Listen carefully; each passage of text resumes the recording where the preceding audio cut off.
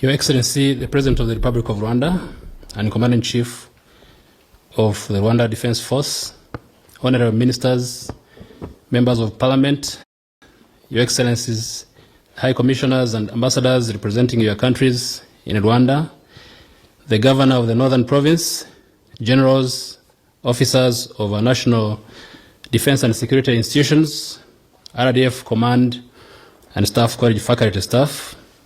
Lieutenant Colonel Charles Kayonga ni umwe mu ngabo nziza igihugu cy'u Rwanda cyagize.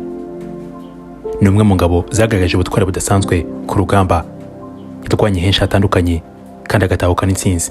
Uyu munsi ku mazina ye hongerwaho retired kubera ku tariki 30 z'ukwezi kwa munani umwaka wa 2023.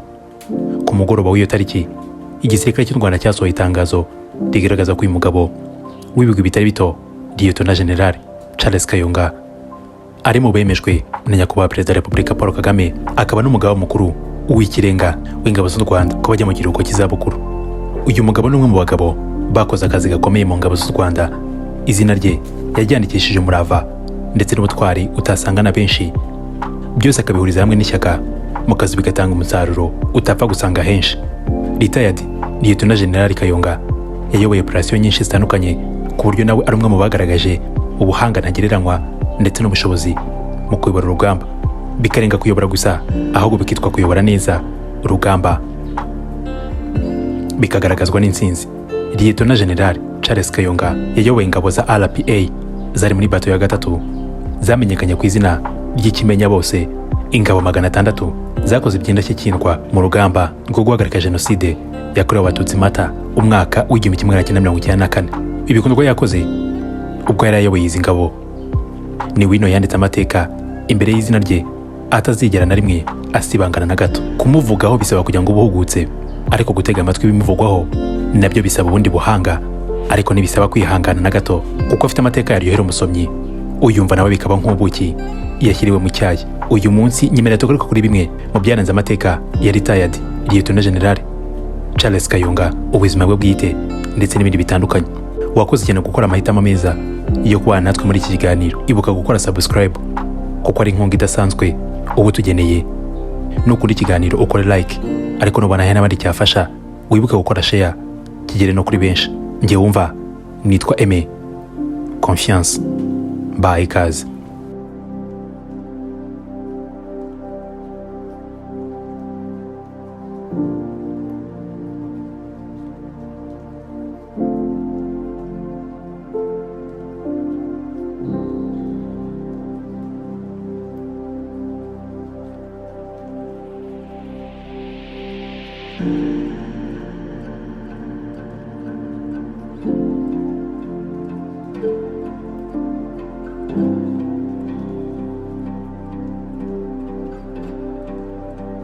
Ngwaye kaze nanone mu kiganiro cyacu kandi ari nacyo cyanyu.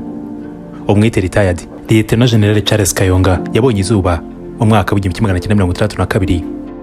Muri iyi myaka afite akazi yakoze igihe kirekire ni igisirikare.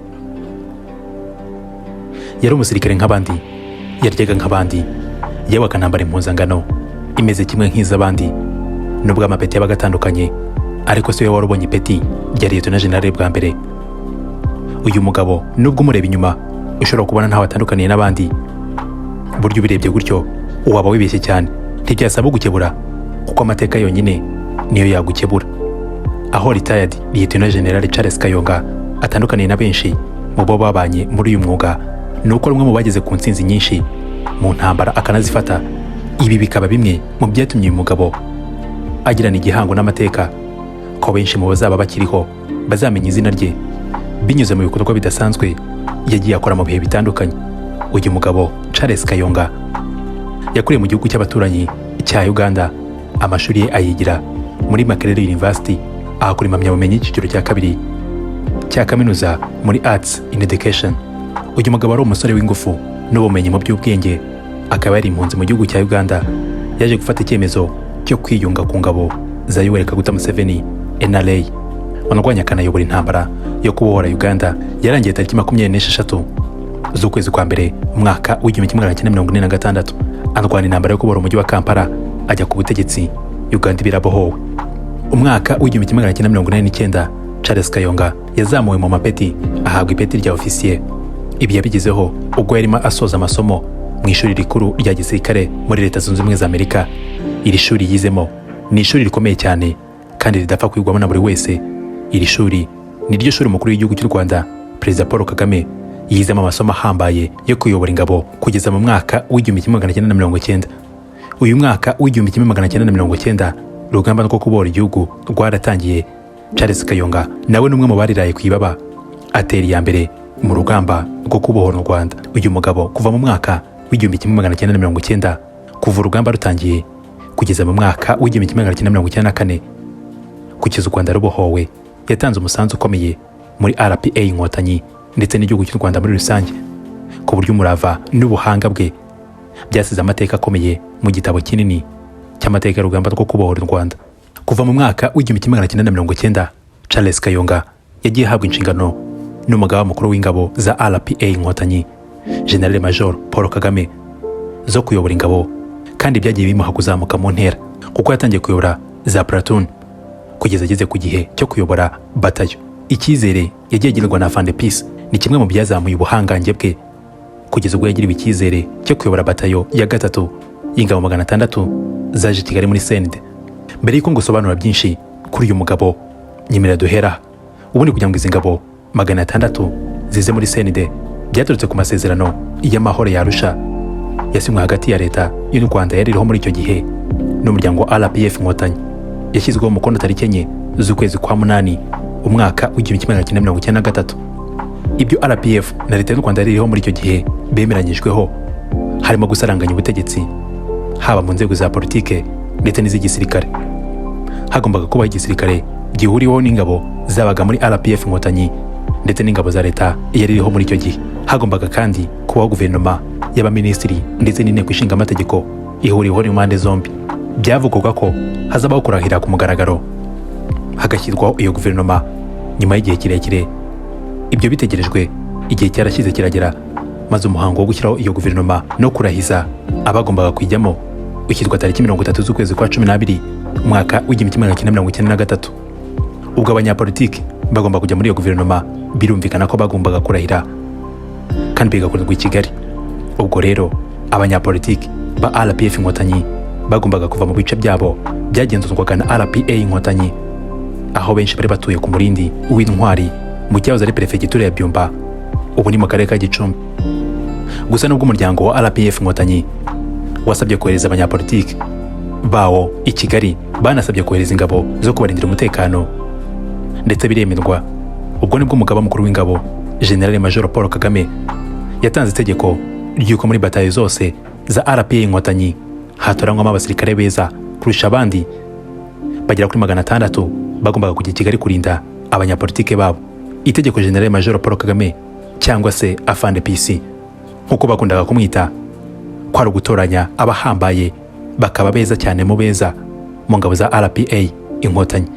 Izi ngabo zaratoranyijwe koko ziba 600 nk'uko Afande Peace yabishakaga, maze bahurizwa hamwe bahabwa Afande Kayonga ngo bari kubayobora, ndetse yungirizwa na Kwigiriza Wycliffe uwari ushinzwe ibikorwa by'ubutasi akaba Captain Charles Karamba, ubu nawe ari mu kiruhuko cy'izabukuru hamwe na Charles Kayonga.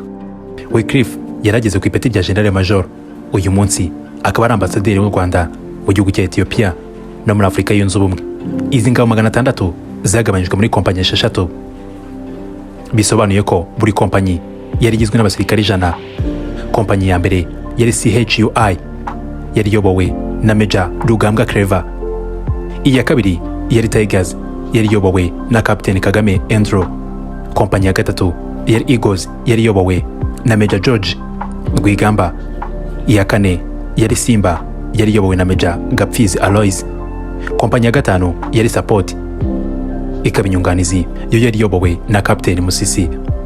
Naho kompanyi ya gatandatu yari ishinzwe kurinda ibirindiro yari yobowe na Captain Nkubito Eugene. Tariki 18 z'ukwezi kwa 12 umwaka w'1993 izi ngabo zari ziyobowe na Charles Kayonga zinjiye i Kigali muri bisi za Onatracom, zakirwa n'akanyamuneza ku maso y'abanyarwanda barimo bishimira ko kera kabaye amahoro agiye kuboneka i Rwanda. General Charles Kayonga hamwe n'ingabo bari kumwe bakoze akazi bari bahawe n'umugaba mukuru w'ingabo za RPA Inkotanyi Afande Peace ko kurinda abanyapolitiki ba RPF Inkotanyi. Ibi byatumye aba banyapolitiki bageze mu kwa kane umwaka w'1994 abanyapolitiki bari bagitekanye, ariko cyari cyabazanye cyari kitaragerwaho kuko ari Perezida Habyarimana Juvenal yakomeje kunanizanya ku bijyanye na gahunda yo gushyiraho leta y'inzibacyuho ihuriweho n'impande zombi, RPF Inkotanyi ndetse na leta yariho muri icyo gihe. Ibi byarananiranye kugeza mu ijoro rya tariki 6 z'ukwezi kwa kane umwaka w'1994 ubwo indege ya Habyarimana Juvenal yahananwaga ahagana saa 2 z'ijoro, maze umugambi mwisha wo gutsemba abatutsi uhita ushyirwa mu bikorwa. Iyi ndege ikimara guhanurwa, General Charles Kayonga yese yakira ayo makuru avuye mu ngabo z'umuryango w'abibumbye MINUAR. Charles Kayonga yese ahamagara ku birindiro bikuru bya RPA ku Murindi, aciye ku munyamabanga we wihariye General James Kabarebe amenyesha umugaba mukuru w'ingabo wa RPA Inkotanyi General Major Paul Kagame wari mareba umupira w'igikombe cya Afrika cy'ibihugu mu mwaka w'1994. Charles Kayonga yabwiye Afande Peace ko yakiriye amakuru y'uko Habyarimana ko ashobora kuba amaze kwicwa. Afande Peace yabwiye Charles Kayonga gushaka amakuru y'impamo y'ibyabaye. Nyuma y'igihe gito Afande Charles Kayonga yongeye guhamagara ku Murindi ku birindiro bikuru by'ingabo za RPA Inkotanyi, abwira Afande Peace ko amakuru ari impamo ko indege ya Habyarimana Falcon 50 yagabweho igitero igahanurwa. Amubwira ko kandi arimo kwakira inkomere nyinshi.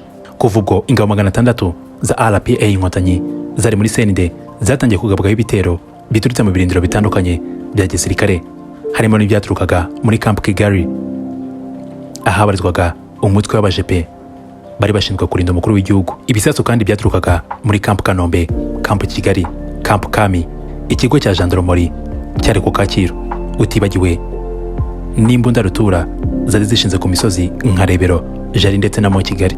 Nubwo izi ngabo za RPA zari muri CND zitari zorohewe, ariko mu mabwiriza Charles Kayonga yahawe na Afande Peace ntago harimo guhita yindwanaho, ahubwo habanje gukoreshwa inzira zitandukanye zirimo iz'amahoro ndetse na diplomasi. Inzira z'amahoro na diplomasi zifuzwaga n'umugaba mukuru w'ingabo za RPA Inkotanyi Paul Kagame ntago zabashije kuba zanyirwaho kuko ingabo za leta yari iriho muri icyo gihe zitigeze zimuha andi mahitamo ayo ari yo yose uretse amahitamo amwe gusa, kwirwanaho.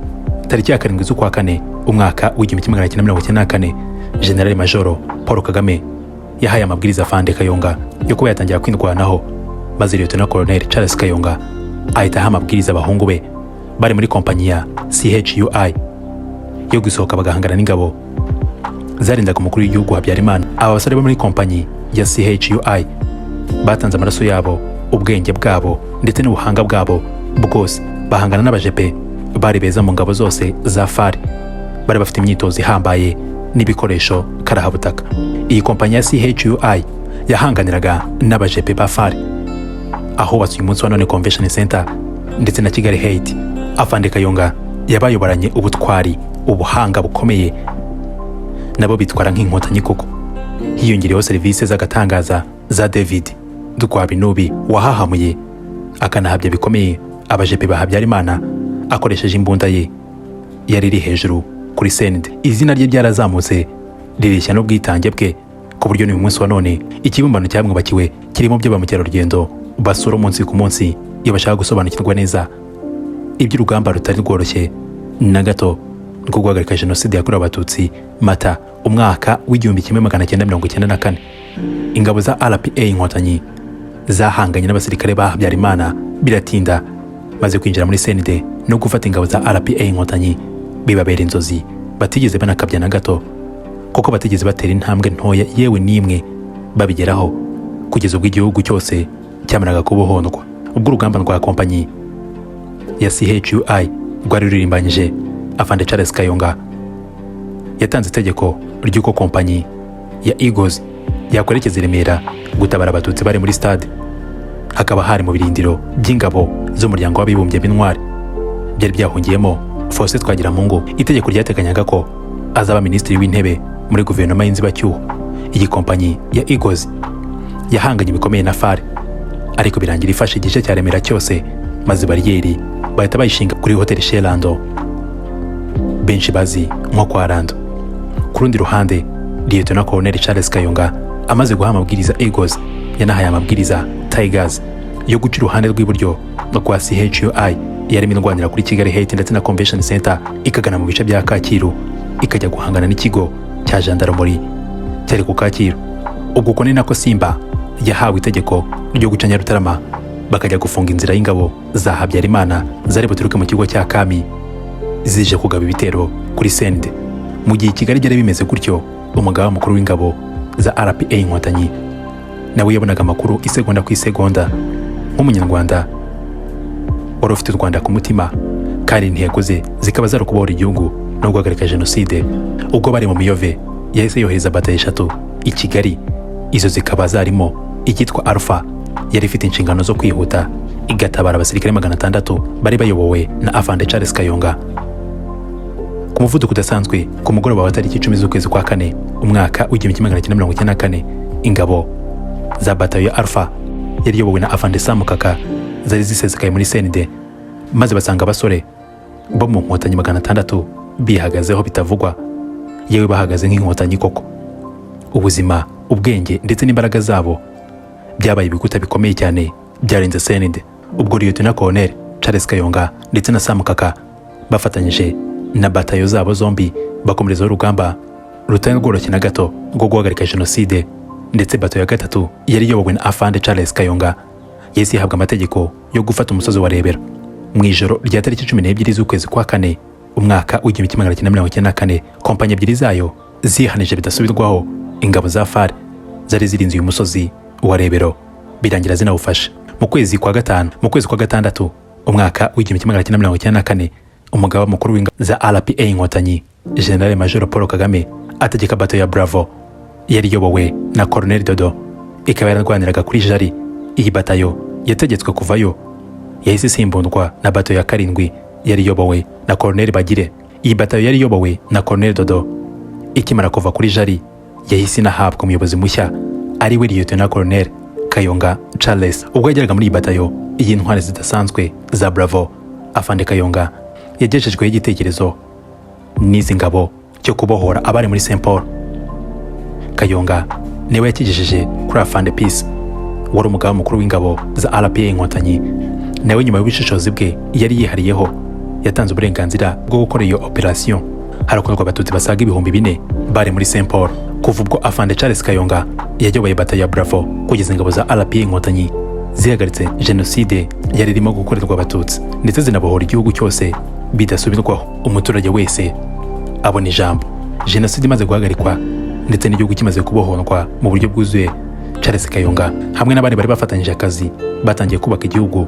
Kuva mu mwaka w'1996 kugeza mu mwaka w'1999, General Charles Kayonga yagize uruhare rukomeye mu rugamba rwo guhangana n'abacengezi bazaga kugaba ibitero ku butaka bw'u Rwanda. Kuva mu mwaka w'2000 kugeza mu mwaka w'2002, Charles Kayonga yari umujyanama wa Perezida wa Repubulika y'u Rwanda Paul Kagame mu bijyanye n'umutekano. Kuva mu mwaka w'2002 ubwo igisirikare cy'u Rwanda cyavugururwaga kikanahabwa izina rishya rya RDF, Rwanda Defense Force mu magambo arambuye, nyakubahwa Perezida wa Repubulika Paul Kagame akaba n'umugaba w'ikirenga w'ingabo z'u Rwanda yagize Lieutenant General Charles Kayonga umugaba mukuru w'ingabo zirwanira ku butaka.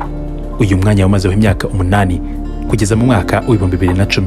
Lieutenant General Charles Kayonga yaje guhindurirwa inshingano agitwa umugaba mukuru w'ingabo z'u Rwanda. Uyu mwanya yamazeho imyaka 3 avaho mu mwaka w'2013 asimbunwa na General Patrick Nyamvumba. Nyuma y'aha ngaha yatangiye urugendo rw'abadiplomate. Kuva mu mwaka w'2014 agirwa ambasaderi w'u Rwanda mu Bushinwa. Nyuma y'imyaka 5, tariki 30 z'ukwezi kwa 8 umwaka w'2023, Lieutenant General Charles Kayonga yahawe ikiruhuko cy'izabukuru ajyana y'imidari itandukanye yishimwe nk'umwe mu basirikare bagaragaje ubutwari bakitangira igihugu. Iyo midari harimo umudari wo kubohora igihugu ndetse no guhagarika jenoside yakorewe abatutsi Mata mwaka w'1994. Harimo kandi Foreign Campaign Medal, Commander Service Ribbon ndetse na Combat Action Ribbon. Iyi yose ni ikimenyetso simusiga kigaragaza ubuhangange bwa Lieutenant General Charles Kayonga. Ubuzima bwe bwite, Charles Kayonga yashakanye na Carolina Rwivanga babyarana abana 3. Uyu mugabo benshi iyo bamuganiraho bamusobanura nk'ubuhanga, imbaraga ndetse n'umurava byaranze ingabo 600 zari muri CND, ndetse abarokowe nawe bagize amahirwe yo guhura nawe imbona nkubone bamwereka urukundo bamukunda, amarira yawe y'ibyishimo yahanagurwa na metero nini y'igitambaro gifite umwenda ukomeye. Abandi bati kuba ari we muntu nyakubahwa Perezida wa Repubulika Paul Kagame yizeye akamuha ingabo 600 z'intoranywa, birasobanura ubuhanga yari afite, umurava ndetse n'umuhate, ubutwari bwe ndetse n'ingabo za RPA Inkotanyi muri rusange bizahora bimeze nk'umunara w'ibyishimo n'icyizere kidacagase umanitse ku gasongero k'umusozi, aho buri wese awitegereza aho ari hose. Mwarakoze cyane Inkotanyi, uwabashimira bwakwira bugacya. Naha nsoresha iki kiganiro kuri amwe mu mateka ya retired Lieutenant General Charles Kayonga. Wakoze cyane kubana natwe, reka tuzasubira ubutaha. Niba hari igitekerezo, ikibazo cyangwa se icyifuzo, twandikira muri comment. Nge wumva ndi Aime Confiance, nge wumva ndi Aime Confiance. Dukomeze kwibuka kandi twiyubaka.